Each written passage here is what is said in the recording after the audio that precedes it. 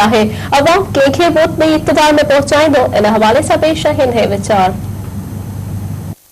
शहदाद कोट के PS 40 तक PP उम्मीदवार मीर नादर मक्सी, नवाज लीग उम्मीदवार Mir गैबी Khan Mugeri, functional league उम्मीदवार नाहिद खावड़ उन खां अलावा आज़ाद उम्मीदवार समेत तकरीबन 34 उम्मीदवार हिस्सो वठी रहा आहिनि। इन सिलसिले में शहरनि खां मालूम कंदासीं त हू पंहिंजो कीमती वोट कहिड़े उम्मीदवार खे अदा कंदा।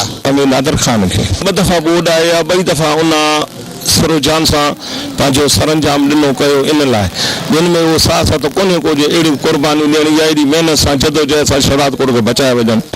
मीर गैबी खान है, नदी नाहिद खावड़ इंशाल्लाह है कुछ कंदा, उम्मीद है। असांजो फ़ैसिलो आहे अभी नाहिद खावड़ के ॾींदासीं। ॻाल्हि इहा आहे त 5 साल अॻु में गुज़री विया, जेके गुज़रणा हुआ उन्हनि जो दौर बि गुज़री वियो।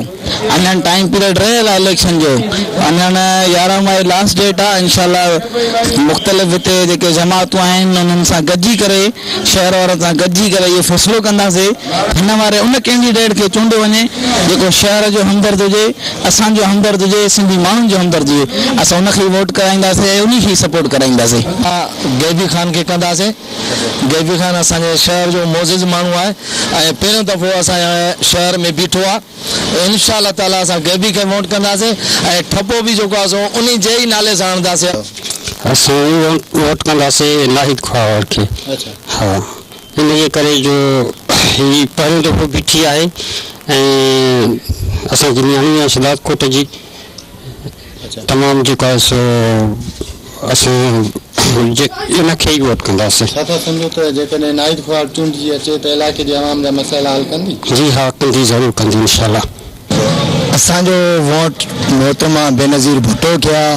असां 35 साल खां वठी पीपल्स पार्टी खे वोट कंदा रहिया आहियूं। असांजे तक PS शहदाद कोट ते नादर खान मक्सी असांजो नवाबी आहे ऐं नादर खान मक्सी जे उन्हनि जेके कम कया आहिनि बिल्कुलु 100% कम कया अथई।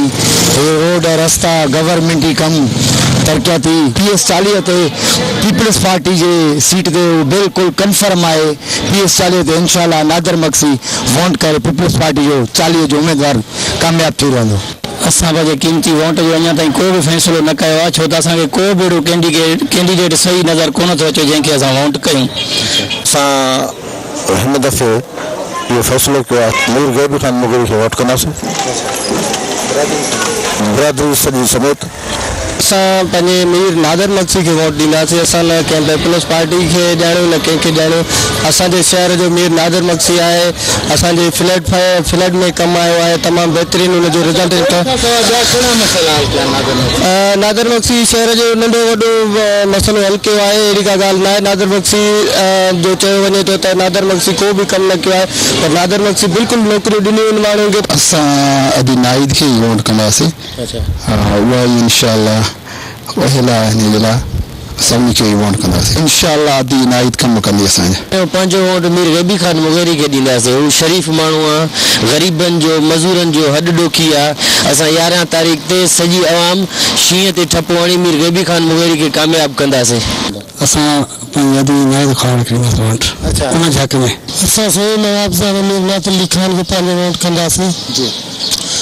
नवाब साहब नादर खान शहर शहदाद कोट जी बहितरीन शख्सियत और इज़्ज़त आहे असांजी ऐं तमामु फलाही कमनि में भी मीर साहब नादर खान अली जो सुठो किरदारु शुरू खोई रहियो आहे।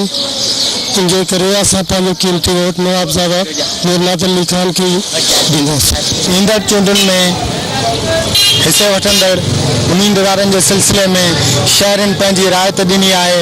हाणे ॾिसणो इहो आहे त 11 मई ते कहिड़ो उम्मीदवार कामयाब थी ऐवाननि में पहुचे थो ऐं आवाम जी कहिड़ी ख़िदमत करे थो।